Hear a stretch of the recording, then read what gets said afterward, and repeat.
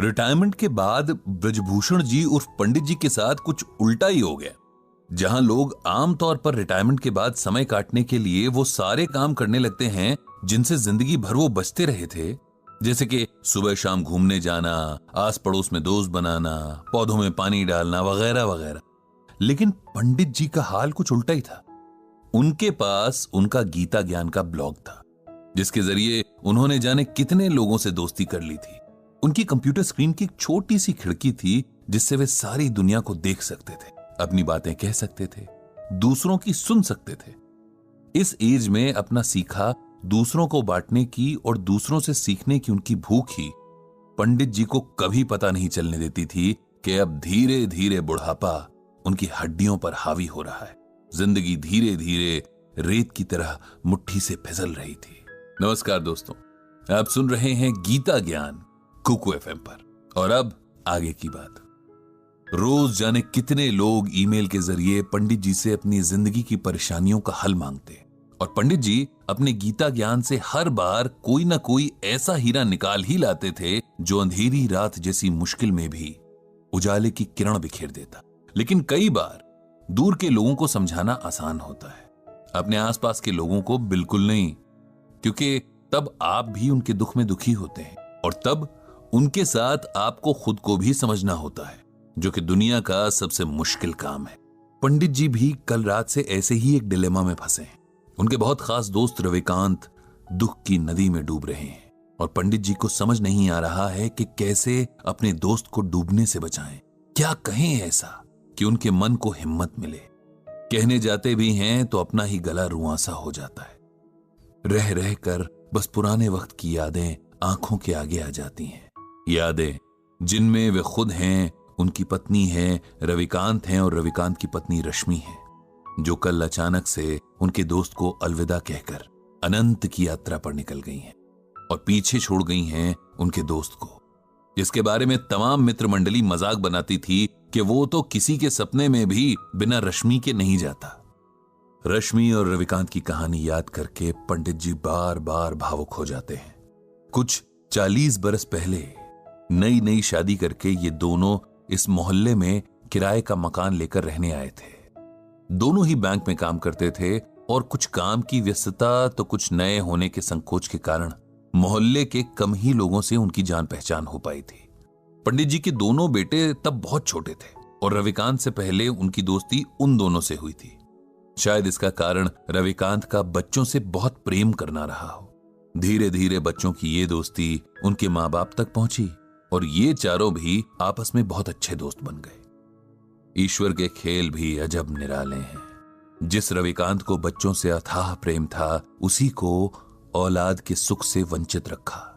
पंडित जी की पत्नी के साथ रश्मि ने जाने कितने डॉक्टर्स के चक्कर लगाए, कितने मंदिरों में माथा टेका, जाने कितने दिन भूखे रहकर व्रत उपवास किए, लेकिन औलाद भाग्य में नहीं थी, सो नहीं मिली।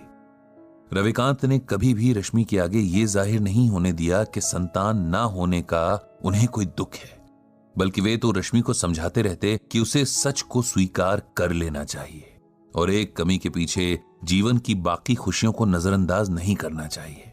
हालांकि रश्मि को यह मलाल सदा रहा कि वो मां नहीं बन सकी और वो हमेशा अपनी ममता पंडित जी के दोनों बेटों पर लुटाती रही।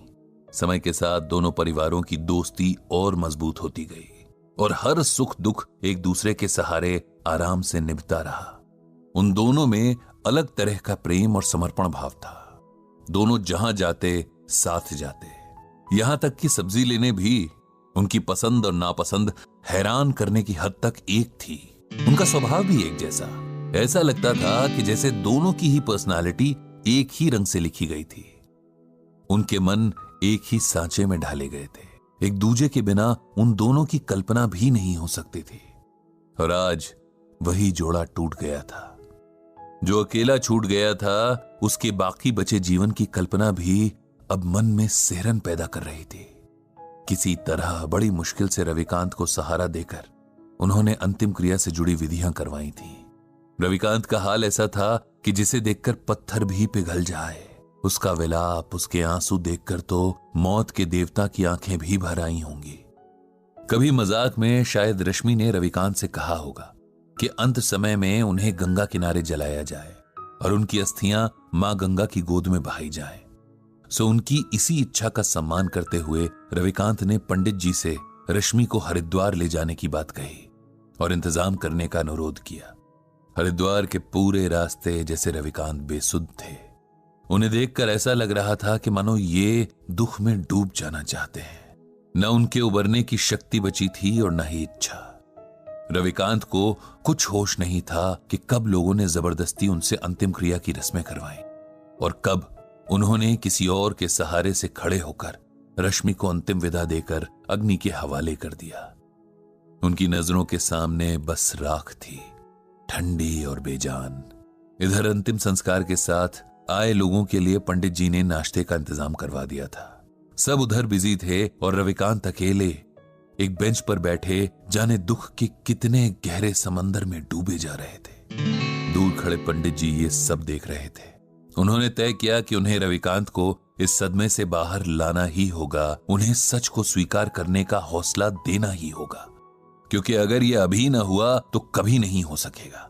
रविकांत के पास जाकर उन्होंने धीरे से उसके कंधे पर हाथ रखा और ऊंची आवाज में भगवद गीता का ये श्लोक पढ़ा। नैनम छिंदन्ति शस्त्राणि नैनम दहति पावकः न चैनम क्लेदयन्त्यापो न शोष्यति मारुतः।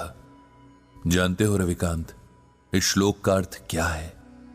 श्लोक का अर्थ है आत्मा को न औजार काट सकते हैं, न आग उसे जला सकती है, न पानी उसे भिगो सकता है, न हवा उसे सुखा सकती है। आत्मा अजर और अमर है।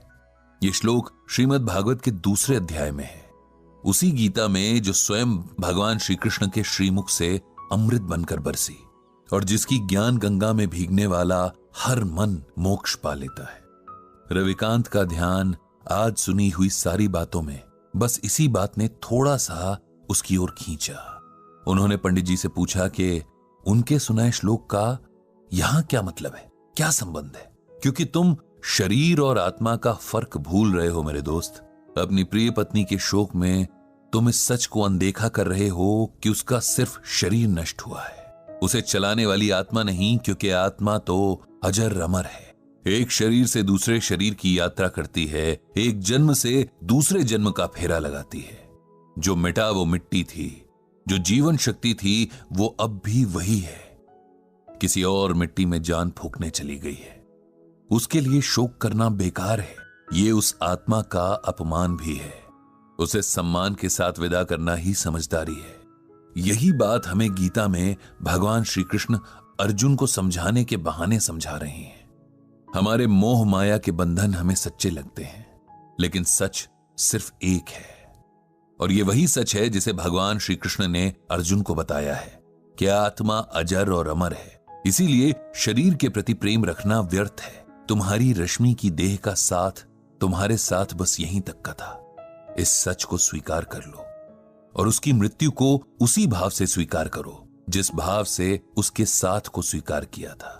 माता पिता, बेटा बेटी, पति पत्नी, ये सब रिश्ते देह से जुड़े हैं। आत्मा इन रिश्तों से आजाद है। वो किसी अभिनेता की तरह बस किरदार निभाने तक देह में रहती है। किरदार खत्म तो आत्मा भी किसी और किरदार को निभाने निकल जाती है। जो अब तक जिया उसकी अच्छी यादों को समेट लो, वही जीवन की कमाई है।